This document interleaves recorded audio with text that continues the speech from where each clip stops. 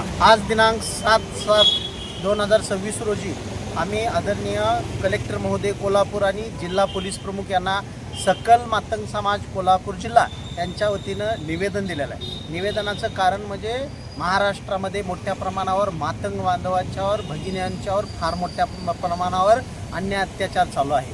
अकलूज तालुक्यामध्ये चौंडेश्वरी गावात एक मातंग भगिनी माझी उषा विजय साठे ही एका सचिन देशमुख यांच्या घरामध्ये कामाला असताना तिच्या नवऱ्याच्या देखत तिच्या कानाला रिव्हॉल्वर लावून तिच्यावर गोळ्या झाडून तिची निर्गुण हत्या करण्याचा प्रयत्न सचिन देशमुखने केलेला आहे। त्या नराधामानं याच्या अगोदर काही महिलांचे हात धरले होते, विनयभंगाचे प्रकार केले होते, बलात्काराचे प्रकार केले होते। अशा नराधामाला भर रस्त्यात जसं कांबळेला 1 महिन्यात फास्ट ट्रॅकमधनं फाशी दिली तशी या सचिन देशमुखाला फाशी द्या ही मागणी आज आम्ही सकल मातंग समाजाच्या वतीनं कोल्हापूर जिल्ह्याच्या वतीनं करत आहोत। अन्यथा आम्ही इथून पुढे अन्याय अत्याचार खपवून येणार नाही, जशाच तसं उत्तर दिलं जाईल।